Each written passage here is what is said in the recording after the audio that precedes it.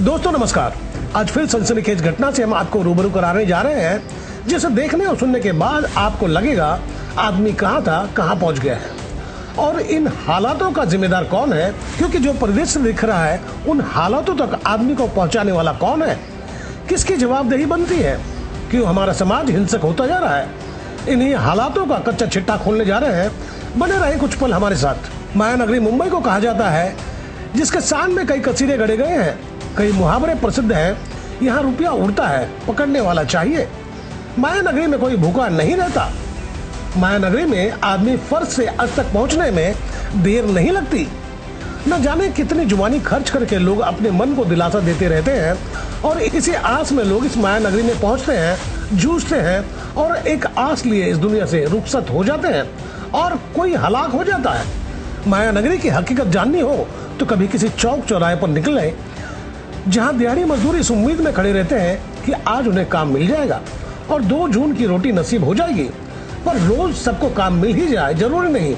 वजह साफ है, मजदूर बढ़ गए हैं और काम कम हो गया है, जिसकी वजह से रोज कमाकर खाने वाले की हालत दयनीय हो गई है। वह इतना भी नहीं कमा पाते कि वह कोई किराए का मकान लेकर किसी झोपड़े में आराम से सो सके। उनका बसेरा सड़क के किनारे का फुटपाथ या कोई जर्जरी इमारत जहां लोग जाने से कतराते हो। इस तरह के लोग ऐसी जगह चैन की नींद सोते हैं। हकीकत यह है, ऐसे लोग जिंदा की श्रेणी में आते हैं क्या, यह शोध का विषय है। और इन हालातों में लोगों को पहुंचाने वाले वही लोग हैं जो कहते थे सबका साथ सबका विकास। यह कटु सत्य है। आपके जहन में सवाल कौंधने लगा होगा कि आप कहना क्या चाहते हो। तो चलिए मूल मुद्दे पर लौटते हैं। पनवेल शहर पुलिस थाने के हद में 16 तारीख को एक अज्ञात युवक की लाश मिली, जिसे देखने के बाद यह अनुमान लगाना मुश्किल था कि वो कौन है, क्योंकि लाश गल चुकी थी। उसके कपड़े और जूते से अनुमान लगाया गया कि वह युवक 25 से 30 के बीच होगा। पर किसी नतीजे तक पहुंचना पुलिस के लिए टेढ़ी खीर की तरह थी, क्योंकि हत्या के वारदात को सुनसान जगह यानी कि एक गोदाम में दी गई थी जहां कोई आता जाता नहीं था। लाश की दुर्गंध के बाद राहगीर ने पुलिस को सूचना दिए, तब जाकर पुलिस को भनक लगी कि एक और लाश का बोझ ढोने की जिम्मेदारी उनके कांधे पर जबरन लद गई है, जिससे निजात पाना लोहे के चने चबाने जैसा था। अब आपको लग रहा होगा यह बोझ वाली बात क्यों, यह तो उनकी ड्यूटी है।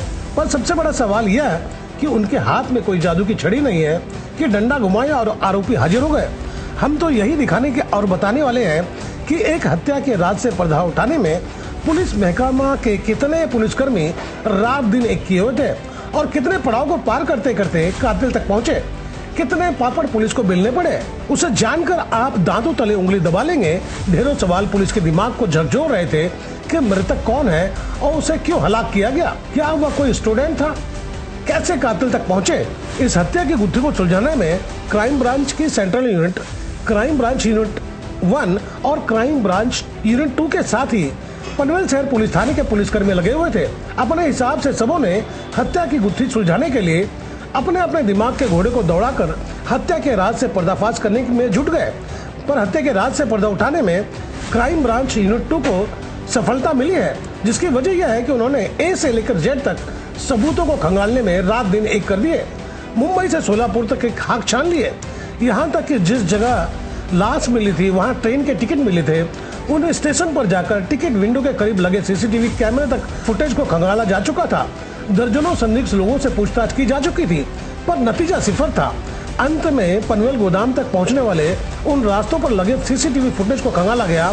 आप अंदाजा लगाएं कि कई घंटों का फुटेज एक टक निहारना कितना कष्टदायक होता है। पर कहते हैं ना, सब्र का फल मीठा होता है। पर यहाँ पुलिस के लिए सब्र की सीमा खत्म होने का नाम नहीं ले रही थी। पर मरता क्या ना करता वाली दशा पुलिस की थी। उन्हें किसी भी सूरत में हत्या के राज से पर्दा उठाना था। और एक पल ऐसा भी आया जब सीसीटीवी कैमरे के फुटेज में मृतक के साथ 2 लोग नजर आए। तब पुलिस कर्मियों की खुशी का ठिकाना नहीं था। उन्हें लगा जंग जीत लिए, जिसकी वजह यह थी कि मंजिल भले ही उन्हें नहीं मिली थी, पर मंजिल का दीदार उन्हें हो गया था। उसके बाद कातिल के साथ नजर आए संदिग्ध लोगों को खोजने की शुरुआत की गई। तब जाकर एक आदमी पुलिस के हाथ लगा, जिसने यह राज खोल दिया कि कातिल उनके साथ ही काम करता है और वह कहाँ मिल सकता है। उसके बाद क्राइम ब्रांच यूनिट 2 की टीम रात दिन एक करके अंत में आरोपी को पकड़ने में कामयाब रहे। जिसका नाम है धीरज राजू वर्मा, सतना मध्य प्रदेश का रहने वाला। और जब उससे तफ्तीश की गई तब हत्या की वजह जानकर पुलिस दंग रह गई। हत्या की वजह थी मात्र 400 रुपया। दोनों दिहाड़ी मजदूर थे और नाके पर काम करके जैसे तैसे अपना दिन गुजार रहे थे। एक दिन धीरज एक देसी बार में ठर्रा पी रहा था, जहां उसकी मित्रता अज्ञात युवक से हो गई। दोनों दारू पीकर लौटे, पर धीरज का जेब खाली था, वह भूखे पेट सोने जा रहा था। तब उसे अनजान युवक ने धीरज को खाने के लिए ले गया और जब बिल चुकता करने की बारी आई तब अनजान युवक ने अपना बिल चुका कर जाने लगा। इसी बात पर दोनों में जुबानी जंग हो गई। बामुश्किल अज्ञात युवक ने बिल चुकाए। उसके बाद दोनों गोदाम में सोने के लिए आए।